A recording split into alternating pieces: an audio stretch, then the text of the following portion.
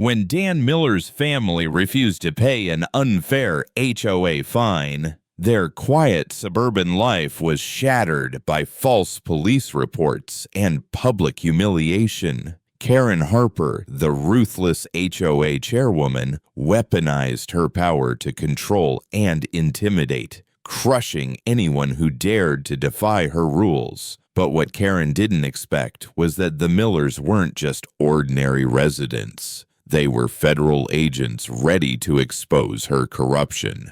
Just wait until you hear how this fierce showdown unfolded and why justice ultimately prevailed in a way no one saw coming. The Miller family had chosen the little Texas suburb for one reason: quiet. Dan Miller, his wife Meg, and his younger brother Alex had spent years living under aliases, working high-pressure federal assignments. Now, for the first time in a decade, they wanted a real home, a safe street, a backyard where they could finally breathe. On a scorching June morning, that illusion cracked. Dan walked out to the curb barefoot on warm concrete and pulled a single white envelope from the mailbox. The red stamp on the front read, HOA Notice. He tore it open and froze. HOA fine, $500 for untrimmed lawn. For a second, he almost laughed. They had been back from their last assignment for barely a week. The lawn had been cut that very morning. He showed the letter to Meg over breakfast, shaking his head. This has to be a mistake, he said. I'll file an appeal. It'll blow over. He filled out the form online, attached time-stamped photos of the trimmed grass, and went on with his day. 2 days later, another envelope arrived. This one felt heavier, the tone colder. Non-payment of fine. Warning.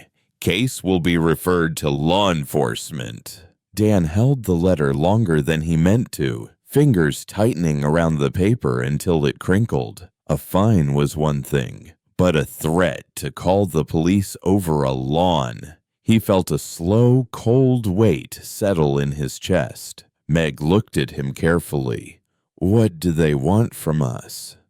I don't know, he murmured, but we're going to find out. That afternoon, Dan walked to the HOA office. The building was small, with blinds drawn against the Texas sun. At the door, a woman was waiting as if she had known he would come. Karen Harper, HOA chairwoman, impeccable gray suit, polished shoes, a practiced smile that never touched her eyes. Mr. Miller, she said, her voice calm and deliberate. We have rules here. If you start ignoring them, others will follow. Dan kept his tone even, though his jaw was tight. This is a mistake. The lawn is trimmed. I'm not paying for something I didn't do. Karen tilted her head slightly, studying him the way a cat studies a bird. Her voice softened, but the edge in it cut deeper than any threat. Then you just declared war. For a heartbeat, the world felt unnaturally still. Outside, the sun beat down on neat rows of houses. Inside, Dan realized this wasn't about grass. It was about power. And Karen Harper had just made it personal. 2 days later, the quiet of the Miller family street was shattered by the low rumble of a patrol car pulling up right in front of their house. Meg stood frozen by the window, her face draining of color as she watched 2 officers step out, holding an official-looking envelope, an administrative warrant. The paper meant trouble, hostile and non-compliant. That was the complaint lodged against them. Someone had painted the Millers as dangerous, uncooperative troublemakers. Across the sidewalk, Karen Harper stood like a sentinel, arms crossed, her gaze calm but sharp. She didn't need to say a word. Her satisfied smirk said it all. For Karen, this was never about the lawn. This was about power. Her HOA was her kingdom, and anyone who dared to defy her rules needed a lesson, and it had to be taught in front of everyone. Dan's jaw clenched as he stepped into view behind the curtain. This was his home, his sanctuary, and now it was under siege. Not by strangers, but by a neighbor wielding authority like a weapon. He caught sight of the neighbors lining the street, whispers spilling between them like wildfire. The quiet neighborhood had suddenly turned into a stage for public judgment. Dan, Meg's voice cracked, barely a whisper. They think we're criminals. He reached for her hand, holding it firmly, grounding her with his calm. Let them think, he said quietly, voice low but steady. For now. Later that night, in the dim light of their living room, Alex moved with purpose. He opened a hidden safe, the steel door swinging open with a faint metallic creak. 3 cold metal cases lay inside, each embossed with a seal none but a few knew, the insignia of federal authority. Alex placed the cases on the table, his eyes locking with Dan's.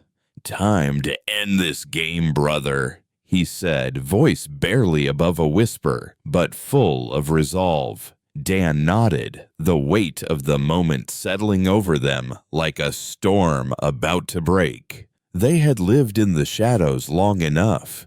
It was time the world saw who they really were. The morning sun had barely crept over the horizon when Dan picked up the phone. His voice was calm but firm as he spoke to Karen Harper.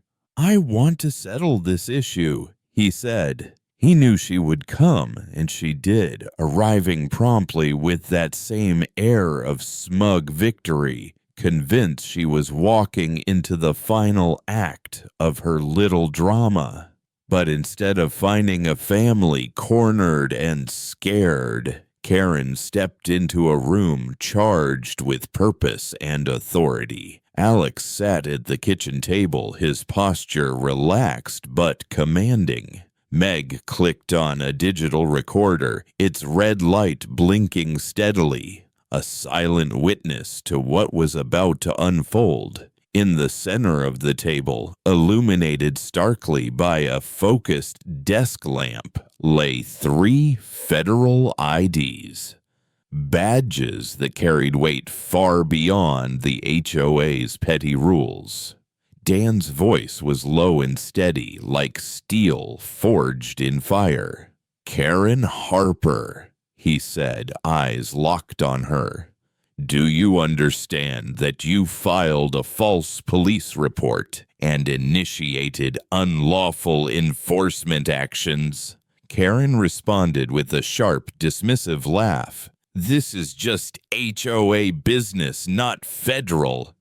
Before she could finish, Alex slid a thick folder across the table. It landed with a firm thud, papers spilling slightly, revealing official-looking inspection reports and correspondence. You forged inspection records and fed false information to law enforcement, Alex said quietly, but with unmistakable finality. That makes it federal.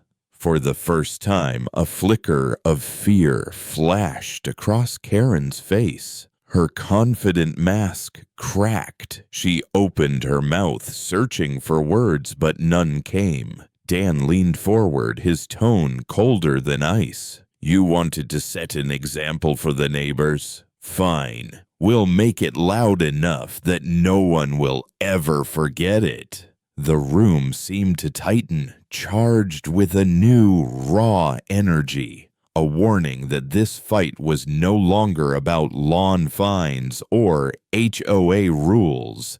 It was about truth, power, and consequences. 1 week later, the calm that had once seemed impossible finally settled over the neighborhood. The HOA bulletin board, usually cluttered with trivial notices, now held a stark, official announcement.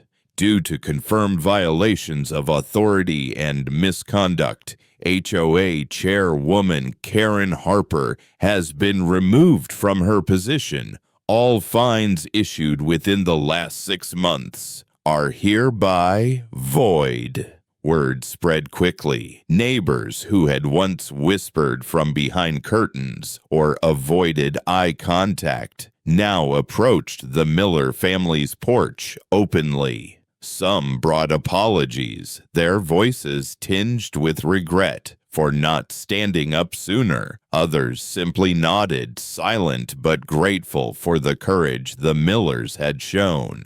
Karen Harper, once so confident in her grip over the community, tried to evade the consequences, but the federal investigation was relentless, unfolding quietly but thoroughly behind the scenes. The HOA was no longer her kingdom, its power dismantled, its reign of fear ended. That evening, Meg sat quietly on the porch swing, watching neighborhood children run and laugh freely in the fading light of day. The tension that had gripped the street for weeks finally dissolved into something softer, almost like peace. "Dan," Meg said softly, a gentle smile touching her lips. "We just wanted a quiet life." He wrapped an arm around her shoulders, drawing her close. His voice was steady, but full of quiet resolve. "Sometimes to get peace," he said, "you have to bring order first." As the heavy gates of the community clicked shut behind a departing federal vehicle, the message was clear to everyone watching.